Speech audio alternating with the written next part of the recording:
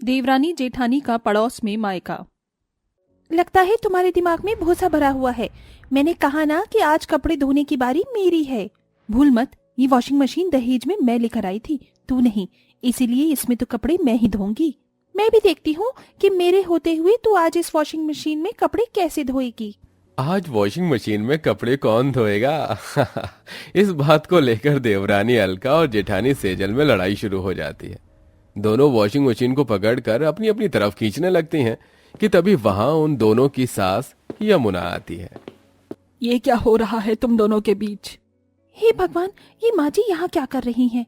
कुछ नहीं माँ जी, वो वॉशिंग मशीन के नीचे काफी कचरा जमा हो गया है ना, तो वॉशिंग मशीन को हटाकर वही साफ कर रहे थे। कचरा बाद में साफ कर लेना, पहले मेरी ये साड़ियाँ धो दो। यमुना अपनी ढेर सारी साड़ियां सेजल और अलका को देकर चली जाती है, जिसके बाद ना ही तो सेजल अपने कपड़े धो पाती है और ना ही अलका। और अब दोनों देवरानी जेठानी को अपनी सास की साड़ियां धोनी पड़ती हैं।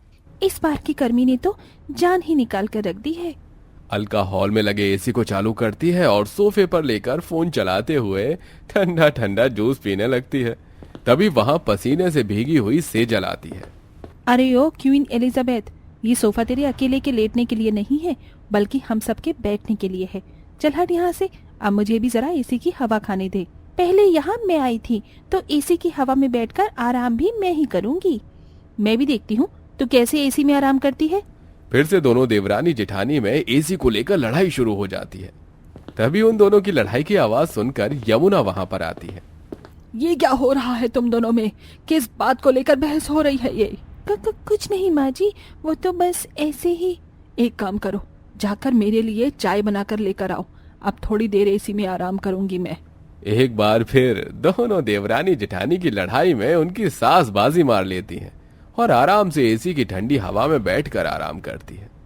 शुरू से ही अलका और सेजल, जो कि बचपन से एक दूसरे की पड़ोसन रही हैं, तब से ही दोनों की कभी एक दूसरे से नहीं बनी और भाग्य ने इनकी दुश्मनी को कायम रखते हुए इन्हें एक दूसरे की देवरानी जेठानी बना दिया। दोनों ससुराल में हमेशा लड़ती, लेकिन अपनी सास के आगे दोनों भीगी बिल्ली बन जाती थी। एक काम करती हूँ, कोई भी बहाना मारकर मायके चली जाती हूँ। कम से कम कुछ दिन इस सेजल की शक्ल तो नहीं देखनी पड़ेगी। मैं तो थक चुकी हूँ रोज की लड़ाई से, अब तो मायके जाकर ही चैन मिलेगा। दोनों देवरानी जेठानी मायके जाने का प्लान बना लेती हैं और अपना अपना सामान पैक कर बाहर आती हैं कि तभी उन्हें यमुना देख लेती है। कहाँ चली तुम दोनों की सवारी? माँ जी, इसका तो पता नहीं, मैं तो मायके जा रही हूँ। काफी दिन हो गए हैं माँ से मिले हुए। और तू सेजल बहू? मैं भी मायके जा रही हूँ। कितना वक्त हो गया है सबसे मिले हुए, बहुत याद आ रही है सबकी।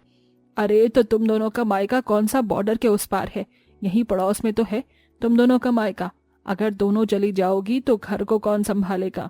फिक्र मत करिए, आपको किसी भी चीज की जरूरत हो तो बस आवाज से देना, मैं आ जाऊंगी। इतना कहकर दोनों देवरानी जेठानी अपने बैग उठाती हैं और अपने मायके के लिए निकल पड़ती हैं। दोनों का मायका बिल्कुल ससुराल के पड़ोस में ही था। दोनों का घर भी बिल्कुल आमने सामने था।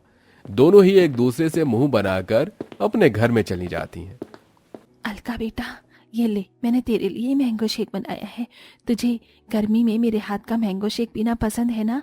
पसंद तो है माँ, लेकिन इस चमगादड़ की शक्ल देखकर मुझे पीना नहीं है। मैंने कितनी बार कहा है कि आप गैलरी का पर्दा मत हटाया करो, वरना इस चमगादड़ की शक्ल देखनी पड़ती है। गैलरी में बैठी अलका अपने सामने वाले घर में रह रही अपनी जेठानी को ये सब कह रही होती है, जिसे सुनते ही खुद डायन होकर मुझे चमगादड़ कह रही है।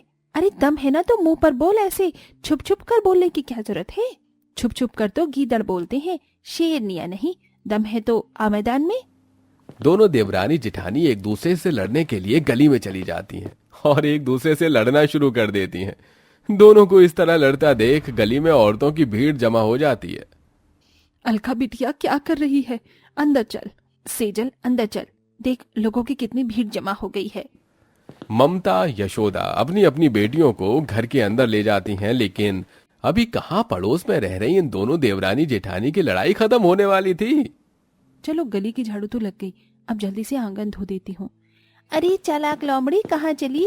जो तूने ये सारा कचरा हमारे घर के सामने कर दिया है, इसको कौन साफ करेगा?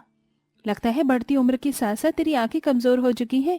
ये कचरा तो पहले से ही तेरे घर के सामने था, भला मैं क्यों करूंगी? सब जानती हूँ मैं, ज्यादा बन मत। जिस तरह से कचरा फैलाया है जल्दी से साफ कर, वरना सारा का सारा कचरा उठाकर तेरे मुंह में ठूस दूंगी। दोनों देवरानी जेठानी की लड़ाई की आवाज सुनकर गली की सारी औरतें अपना अपना काम छोड़कर उनकी लड़ाई देखने के लिए अपने घरों से बाहर निकल आती हैं। अरे देखो देखो, फिर इन दोनों देवरानी जेठानी की लड़ाई शुरू हो गई। जितना मजा सास बहू देखने में आता है, उससे ज्यादा मजा तो इनकी लड़ाई देखने में आता है। मैं तो कल से पॉपकॉर्न लेकर आऊंगी, खाते हुए इनकी लड़ाई जो एंजॉय करना है। आस पड़ोस के लोग अलका और सेजल की रोज रोज की लड़ाइयों का मजाक बनाने लगे थे, जिसे देख यशोदा और ममता जाकर ये सारी बात यमुना को बताती है। जिसे सुनकर यमुना जैसे ही अलका और सेजल के घर के पास आती है तो देखती है कि उसकी बहू की लड़ाई सब देखकर हंस रहे हैं। सेजल, अलका बहू, क्या हो रहा है ये सब? माँ जी आप यहाँ? अगर तुम दोनों की माँ मुझे तुम्हारे बारे में बताती नहीं तो मुझे तो पता ही नहीं चलता कि जो बहुएं मेरे घर में बहनों की तरह होने का नाटक करती हैं, वो मायके जाते ही कैसे एक दूसरे की दुश्मन बन जाती हैं। शर्म नहीं आती देवरानी जेठानी होकर इस तरह गलियों में लड़ते हुए? कसूर इसका है, मेरा नहीं। नहीं माँ जी, कसूर इसका है। जब तक ये शादी करके घर में नहीं आई थी तब तक सब कुछ कितना ठीक था, मैं हंसी खुशी रह रही थी। लेकिन जब से ये आई है तब से तो मेरी हंसी ही गायब हो गई है। माँ जी, अगर ससुराल में ये ना होती तो मैं अकेले ही पूरे घर को अच्छे से संभाल लेती, मुझे इसकी कोई जरूरत नहीं है। तो मुझे भी तेरी कौन सी जरूरत है? जब से आई है नाक में दम कर रखा है।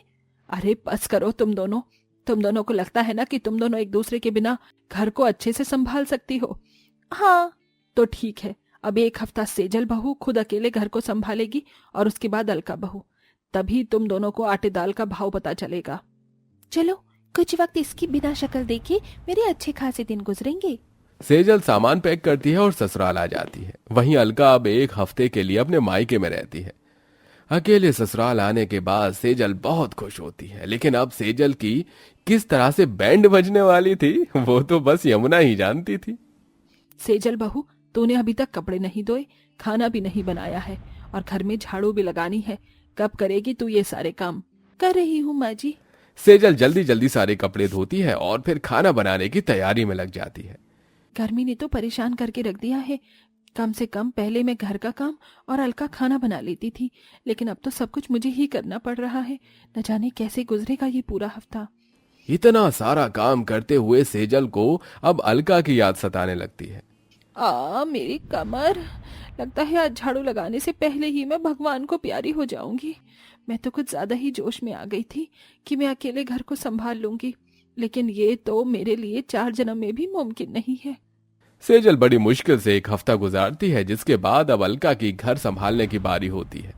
तू तो घर की सफाई करके ऐसे बैठ गई जैसे कुछ और काम ही नहीं है। बाजार से सब्जी राशन कौन लेकर आएगा? लेकिन माँ जी, ये तो सारे सेजल के काम है ना। भूल मत अलका बहू, अब एक हफ्ते के लिए तू संभाल रही है इस घर को, तो सेजल के भी सारे काम तुझे ही करने हैं। अलका गर्मी से परेशान होकर कड़ी धूप में बाहर जाकर घर का राशन और सब्जी लाकर एसी में बैठती है कि तभी। अरे बहू, बैठ क्यों गई? जल्दी से रात के खाने की तैयारी कर और उसके बाद मेरे पैर दबा देना। इतने सारे काम लगातार करने पर अब अलका को भी अपने कहे हुए शब्दों पर पछतावा हो रहा था। भगवान, कहाँ फंस गई मैं? इससे अच्छा तो पहले ही सही था। बड़ा ही शौक था ना मुझे सारी जिम्मेदारी खुद पर लेने का। सेजल के साथ साथ अलका को भी अपनी गलती का एहसास होता है, जिसके बाद अब दोनों देवरानी जेठानी मिलकर अपनी सास और अपनी माँ से माफी मांगती हैं। तुम दोनों को तुम्हारी गलती का एहसास हुआ, ये जानकर मुझे बहुत खुशी हुई। तुम दोनों इस घर की बहू हो और बहू का तो फर्ज होता है कि घर की लड़ाइयों को खत्म करे, ना कि गली में जाकर लड़े। तुम दोनों जानती भी हो, जब तुम दोनों गलियों में जाकर लड़ाई करती थी तो लोग तुम्हारा कितना मजाक उड़ाते थे। माँ जी, मुझे माफ कर दीजिए, हमसे सच में बहुत बड़ी गलती हो गई। सेजल, तुम भी मुझे माफ कर दो। गलती हो गई मुझसे भी। मैं इस घर की बड़ी बहू हूँ और तुम्हारी जेठानी हूँ। मुझे तो तुम्हें समझाना चाहिए था, लेकिन तुम्हें समझाने की बजाय मैं भी गलतियां करने पर उतर आई। मुझे भी माफ कर देना।